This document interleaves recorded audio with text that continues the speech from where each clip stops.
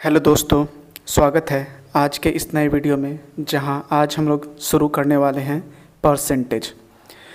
Percentage मतलब प्रतिशत। तो चलिए शुरू करते हैं। परसेंटेज परसेंटेज का मतलब होता है क्या है? तो परसेंटेज का मतलब होता है परसेंटम। परसेंटम मतलब प्रति सौ, प्रति सौ क्या होता है? प्रति सौ। जैसे मान लीजिए कोई विद्यार्थी है और उसे 100 में 30 अंक प्राप्त हुए। जैसे मान लीजिए कोई विद्यार्थी है, उसे 100 में 30 अंक प्राप्त हुए, तो हम लोग बोल सकते हैं कि उसे 30% अंक प्राप्त हुए।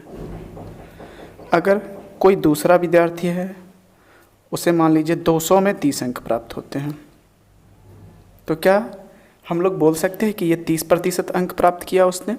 तो नहीं।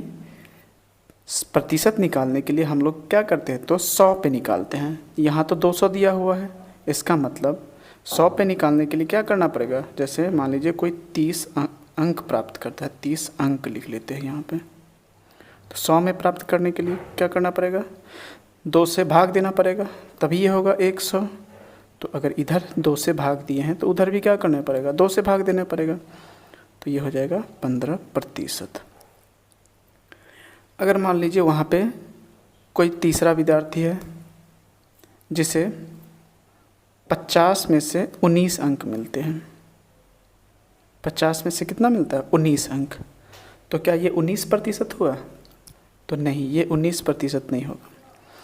यहाँ भी 50 को हम लोगों को क्या बनाना पड़ेगा? तो 100 बनाना पड़ेगा। 100 बनाने के लिए 2 से गुना इधर करेंगे तो उधर भी क्या होगा? 2 से गुना हो जाएगा।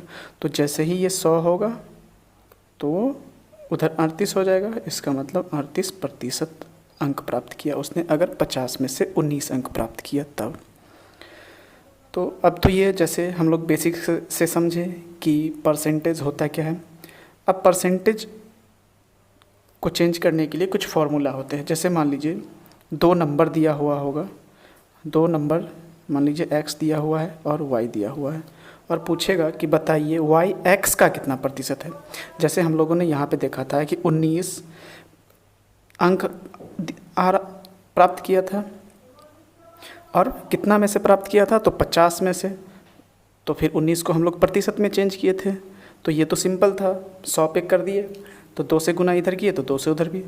अगर मान लीजिए मुझे 2 नंबर दिया हुआ है x y, और बोलेगा कि y x का कितना प्रतिशत है, या फिर x y का कितना प्रतिशत है, कुछ भी हो सकता है। तो अगर मान लीजिए यहाँ पे बोल देगा कि बताइए y x का कितना प्रतिशत है,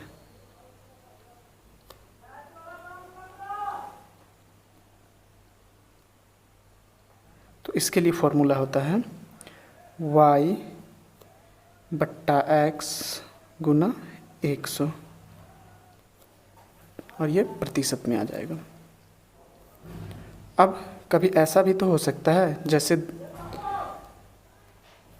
पूछ देगा कि x y का कितना प्रतिशत है, x y का कितना प्रतिशत है। तो इसके लिए भी फॉर्मूला ऐसे ही लगाएंगे, जिसका पूछेगा वो हमेशा नीचे जाएगा। जैसे यहाँ पूछ रहा है x y का कितना प्रतिशत है, तो y कहाँ जाएगा? नीचे जाएगा। ऊपर में पूछ रहा था हमारे पास कि y x का कितना प्रतिशत है, तो किसका पूछ रहा था? x का पूछ रहा था, तो x नीचे गया। यहाँ भी y का पूछ रहा है तो y नीचे जाएगा। कैसे? तो यहाँ पे हो जाएगा इसका फॉर्मूला x बट्टा y गुना 100, और ये किस में होगा? प्रतिशत में होगा। ठीक। अब जैसे कोई प्रतिशत दे दिया रहेगा और उसे संख्या में बदलना रहेगा। जैसे मान लीजिए छोटा सा एग्जांपल लेके समझते हैं। मान लीजिए किसी को 25% अंक प्राप्त हुआ। 25% अंक प्राप्त होने का मतलब क्या है? कि उसे 100 में 25 अंक प्राप्त हुआ है। तो अगर प्रतिशत में दिया हुआ है तो उससे फ्रैक्शन में चेंज करने के लिए या फिर संख्या में चेंज करने के लिए हमें 100 से भाग देना पड़ेगा। तो लिख लेंगे इसे 25/100। ये कट जाएगा, 25 से कम 25, 25 चौका 60, 100, 25 चौका 100। इसका मतलब हुआ, अगर इसका मतलब हम लोग यहाँ से ये देख सकते हैं कि 100 में 25 का आना 4 में 1 के आने के बराबर होगा, क्योंकि 25/100 क्या हो गया, 4 हो गया। 100 में अगर वो 25 अंक प्राप्त करता है, इसका मतलब अगर 4 में 1 प्राप्त किया उसके बराबर होगा। ये किस में हो जाएगा, 1/4 अनुपात में। ठीक है। अब जैसे कुछ फ्रैक्शन है, जैसे मान लीजिए हम लोग लिख लेते हैं 25 से ही स्टार्ट करते हैं। 25%, 25% को क्या लिख सकते हैं, 1/4, 25/100 तो 1/4।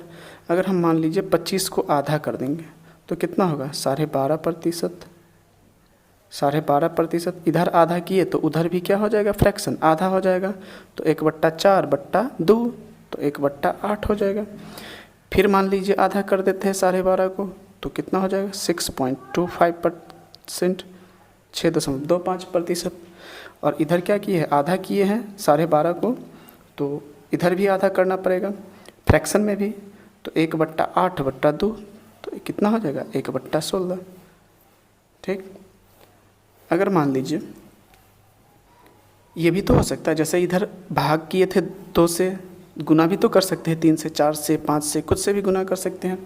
तो मान लीजिए अगर हम लोग यहाँ पे गुना करते हैं 3 से 12.5 को, तो कितना होता है, 12×3 = 36 और 37.5, 37.5। अगर इधर 3 से गुना किए तो 1/8 को भी 3 से गुना करना पड़ेगा, तो इधर हो जाएगा 3/8।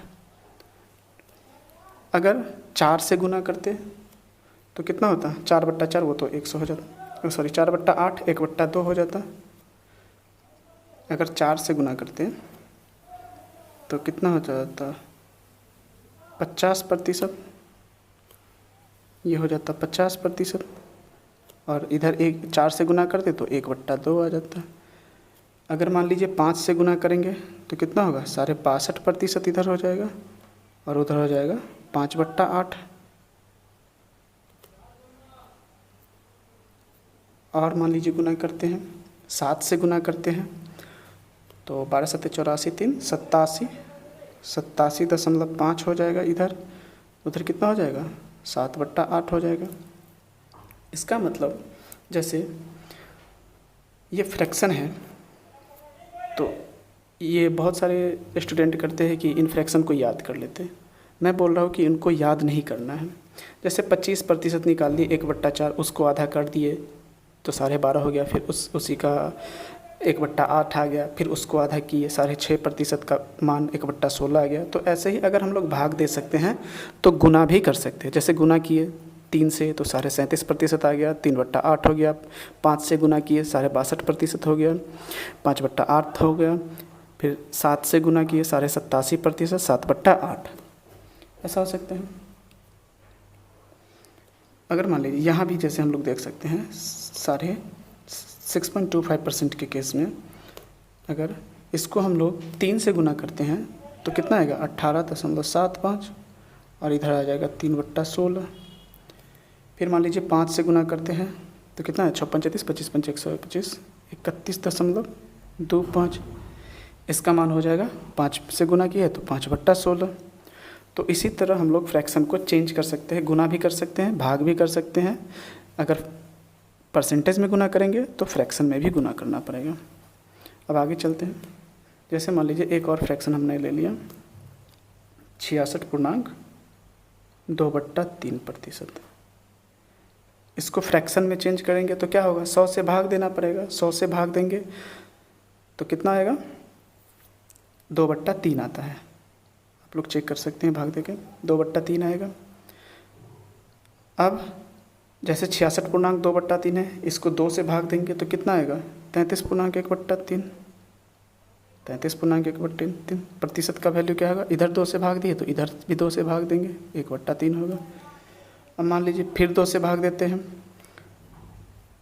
तो जैसे ही 2 से भाग देंगे तो कितना होगा, 16.2/3% हो जाएगा, और इसका वैल्यू हो जाएगा, ये प्रतिशत में इधर भी 2 से भाग देना पड़ेगा, तो 1/6 हो जाएगा। 2 से भाग देंगे तो 1/3/2। अगर मान लीजिए फिर हम भाग दे रहे हैं 2 से, तो 8 पूर्णांक कितना हो जाएगा, 1/3% हो जाएगा। और इसका वैल्यू हो जाएगा 1/6/2 मतलब 1/12। अगर मान लीजिए ये हो गया। अब 20% वाला लेते हैं। जैसे 20% मैंने बताया था, 20% का वैल्यू कितना, 20/100 मतलब 1/5। अगर इसी को हम लोग 40% 2 से गुना करेंगे तो 40% आ जाएगा। तो 40% इधर आया तो इधर भी 2 से गुना होगा, 2/5। मान लीजिए 60% लेते हैं तो फिर क्या होगा, 3 से गुना किए तो 3/5। ऐसे ही चलता जाएगा। कभी कभी क्या होगा कि 100 से ज़्यादा भी दे दिया रहता है कहीं कहीं पे परसेंटेज, तो उसे कैसे हम लोग लेंगे। जैसे मान लीजिए हमें दिया हुआ है 20 को 6 से गुना कर दिए तो कितना, 6 से गुना करेंगे तो 120% आ जाएगा। और इधर कितना आएगा, 6/5 आ जाएगा। 20 को 6 से गुना किए है, 20% का वैल्यू 1/5, तो 120% का 6/5। अब इसे हम 6/5 हो गया। इसी 6/5 को हम लोग कैसे लिखते हैं, फ्रैक्शन में तोड़ देंगे तो 5 एकम 5 और 1 बच जाएगा और नीचे आ जाएगा 5। तो 1 पूर्णांक 1/5। 1 पूर्णांक जैसे इधर क्या था, 100 + 20 लिख लेते हैं, परसेंटेज में यही हो गया 1 पूर्णांक 1/5। अब ये 100, चूँकि ये परसेंटेज में था, ये सब परसेंटेज में था, 100 को चेंज करेंगे तो क्या आएगा, यही 100/100 1 आता है और 20 का वैल्यू 1/5 होता है और यही दोनों मिलके बन जाता है 1 पूर्णांक 1/5। इसका मतलब हम लोगों ने देखा कि अगर 100 से ज़्यादा रहेगा, जितना ज़्यादा रहेगा तो वहाँ पे हम लोग 100 का वैल्यू क्या ले लेंगे, 1 ले लेंगे, और जितना ज़्यादा रहेगा उसको फ्रैक्शन में चेंज करके जोड़ देंगे, तो वो क्या आ जाएगा, उसका मान आ जाएगा। ठीक, जैसे मान लीजिए एक हम लोग एग्जांपल लेते हैं,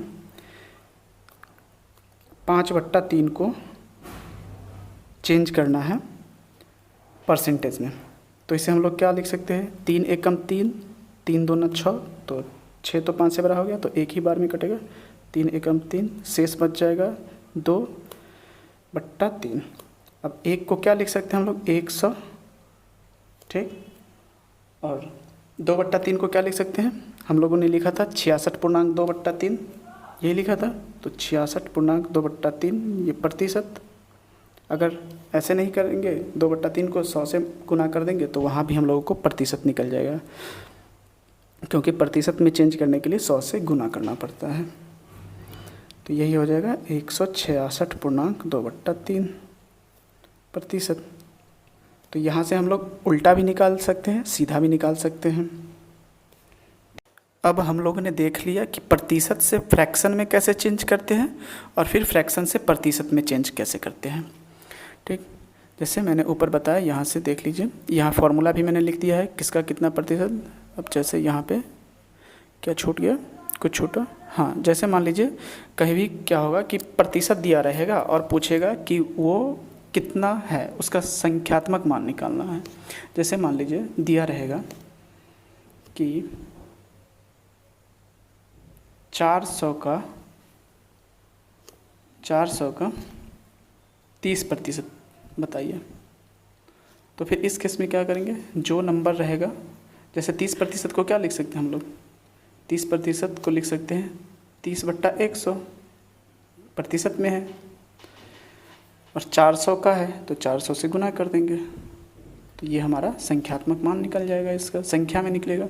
100 से 4 टाइम में 400, 30 चौका 120, तो ये 120 क्या हो जाएगा, यही 400 का जो 30% आएगा 120 हो जाएगा। तो चलिए अब क्वेश्चन देखते हैं, इस पे कैसे कैसे क्वेश्चंस आते हैं। पहला क्वेश्चन है, ये आसान क्वेश्चन है। जैसे पूछ रहा है 35-70 का कितना प्रतिशत है, तो मैंने फॉर्मूला भी बताया था कि 35-70 का कितना प्रतिशत है वो फाइंड करने के लिए। जैसे मैंने वहाँ पे दिया था कि x y का कितना प्रतिशत है, दिया था x अगर हम बोलेंगे y का कितना प्रतिशत है, तो जिसका पूछेगा वो हमेशा नीचे रहेगा और जिसका फाइंड करना रहेगा वो ऊपर, और 100 से गुना हो जाता है। तो यहाँ पे क्या होगा, 35 70 का पूछ रहा है तो 70 कहाँ जाएगा, नीचे जाएगा, और 35 ऊपर और 100 से गुना हो जाएगा। 35 दूना 70 क्या है, 35 दूना 70 और 2 से 50 मरतबे में कट जाएगा। तो ये क्या आएगा, 50% आएगा, क्योंकि हम लोगों ने प्रतिशत में चेंज किया है। ठीक, अब इसी पे दूसरा क्वेश्चन देखते हैं। दूसरा क्वेश्चन देखिए, दूसरा क्वेश्चन क्या है, 84 का कितना प्रतिशत है, व्हाट परसेंट ऑफ 84 इज़ 14।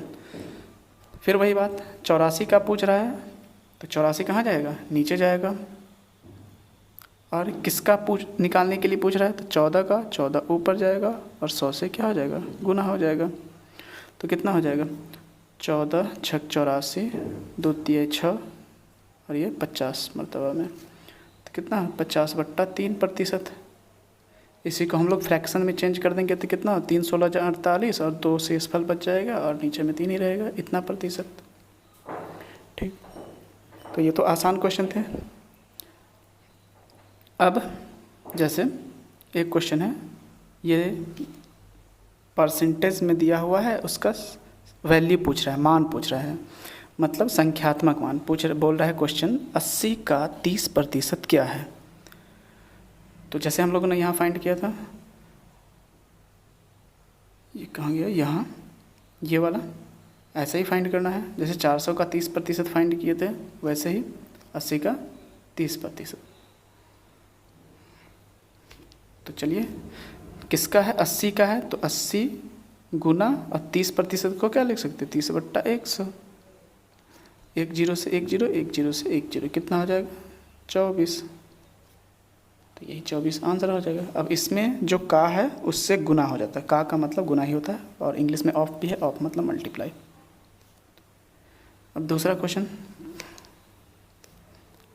देखिए, 92 का 23% पूछ रहा है, व्हाट इज़ 23% ऑफ 92 इज़। 92 का 23%, कुछ नहीं, क्या करेंगे, 92 गुना 23% में है तो इसे 100 से भाग दे देंगे, कितना आएगा,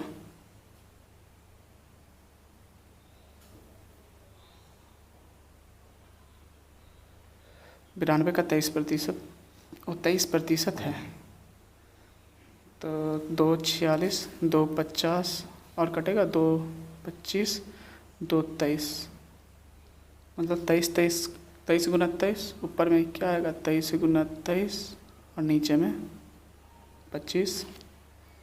ये सवाल थोड़ा उल्टा हो गया, कुछ नहीं, सवाल तो सही है। तो कितना, 23 का स्क्वायर करेंगे, कितना होता है, 23 का स्क्वायर 529/25, यही हो जाएगा इसका आंसर। अब हम लोग दूसरे क्वेश्चन की तरफ चलते हैं। तो क्वेश्चन ये रहा, क्वेश्चन हमारे पास, चलिए इसे सॉल्व करते हैं। जैसे क्वेश्चन क्या है, after the increment of 20% in the cost of a machine it becomes 4800, find the initial cost of the machine. यदि एक मशीन की कीमत 20% बढ़ने के बाद 4800 रुपया हो जाती है तो मशीन की कीमत पहले क्या थी।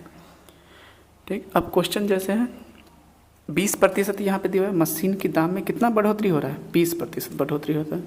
तो 20% का मतलब क्या हुआ, 20/100, ऐसे हम लोग लिख भी लिए थे, 1/5। तो ये 1/5, इसका मतलब 5 में 1 बढ़ोतरी हो रहा है। पहले इसका अगर मूल्य 5 रुपया था तो अब 1 रुपया, मतलब 1 रुपया बढ़ के 6 रुपया हो गया। तो यहाँ हम लोग इसे रेशियो में बोलते हैं, ये 1/5 क्या है, रेशियो मतलब अनुपात में। इसका मतलब अगर पहले 5 था तो अब बढ़ के कितना हो गया, 1 बढ़ा, ये इस पे 1 बढ़ता है तो 5 + 1 6 हो जाता है। और पहले कितना रुपया था, 48 रुपया इसका प्राइस था, तो 5 का वैल्यू, सॉरी बढ़ने के बाद हो जाता है 4800 रुपये। इसका मतलब बढ़ने के बाद हुआ है तो 6 का वैल्यू 4800 रुपये दिया हुआ है, 6 का वैल्यू 4800 दिया है, तो 5 का वैल्यू हम लोग को फाइंड करना है। तो 5 का वैल्यू क्या होगा, 6 एकम 6, 6 अट्ठे 48, 800। तो 5 का कितना हो जाएगा, 5 अट्ठे 5 गुने 800, 4000। तो पहले मूल्य बढ़ने से पहले 4000 रुपये इसका दाम था। इसमें हम लोग कुछ भी नहीं किए हैं, प्रतिशत को फ्रैक्शन में चेंज कर लिए हैं और बोल रहा था कि 20% बढ़ रहा है, मतलब 5 पे 1 बढ़ रहा है, तो 5 से बढ़ के 6 हो रहा है। और 6 का वैल्यू हमारे पास दिया था 4800, तो 5 का वैल्यू फाइंड करना था, आसानी से फाइंड कर लिए। चलिए अब एक और क्वेश्चन की तरफ चलते हैं, थोड़ा सा अलग है। क्वेश्चन क्या है, एक छात्र को परीक्षा में पास होने के लिए 36% अंक की ज़रूरत थी और वह 24% अंक लेकर आया तथा 18 अंकों से फेल हो गया, तो पास अंक कितने थे। क्या बोल रहा है क्वेश्चन, कि कोई विद्यार्थी है, उसे पास करने के लिए 36% लाना था, लेकिन वो कितना ला पाया, 24% ही ला पाया, और जिसके कारण 18 अंक से फेल हो गया। ठीक, अगर मान लीजिए 36% क्या था, पासिंग मार्क्स था, इस पे क्या हो जाता, पास हो जाता, ऐसे लिख लेते हैं, पास हो जाता। लेकिन वो कितना ला पाया, लाया 24% ही और फेल हो गया, फेल हो गया। 36% से 1 भी % कम लाएगा, 0.1 भी, तो भी फेल हो जाएगा। और दिया हुआ 18 अंकों से फेल हो गया। इसका मतलब हम लोग यहाँ से देखते 24% लाया, अगर वो 12, 24 और 12 36 होता है, अगर वो 12% और ले आया आता तो क्या हो जाता, पास हो जाता। लेकिन ला नहीं पाया और फेल हो गया 18 अंकों से। इसका मतलब यही जो 12% का मान है, ये किसके बराबर होगा, 18 अंक से। अगर वो 18 अंक लाएगा या 12% लाएगा तो पास हो जाएगा। इसका मतलब हम लोग यहाँ से ये देख लिए कि यही 12% का मान किसके बराबर है, 18 के बराबर। तो चलिए लिखते हैं, 12% किसके बराबर है, 18 अंक के बराबर। ये 18 अंक है, ये 18 क्या है, अंक है। अब पूछ रहा है, क्या पूछ रहा था, पास अंक कितने थे, मतलब पासिंग मार्क्स पूछ रहा है। तो पास होने के लिए कितना प्रतिशत लाना था, 36% लाना था। तो 36% का वैल्यू फाइंड करना होगा। तो 36% लाने के लिए क्या करना पड़ेगा, 3 से इसमें गुना करना पड़ेगा, तभी 36 आएगा। तो इधर भी हम लोग 3 से गुना कर देंगे, तो 18 या 54 आ जाएगा। इसका मतलब पासिंग मार्क्स कितना था परीक्षा का, 54। यही हमारा हो जाएगा आंसर, उत्तर। तो अब यहाँ तक समझ में आ गया होगा, आशा करते हैं वीडियो अच्छी लगी होगी। अब इसके बाद इसकी दूसरी सीरीज आएगी, उसमें हम लोग और डिटेल में चर्चा करेंगे, और जहाँ जहाँ जो रूल लागू होगा वहाँ वहाँ हम लोग वो रूल या फिर कॉन्सेप्ट बोलो उसको पढ़ेंगे। तो पढ़ते रहिए, धन्यवाद, ऑल द बेस्ट।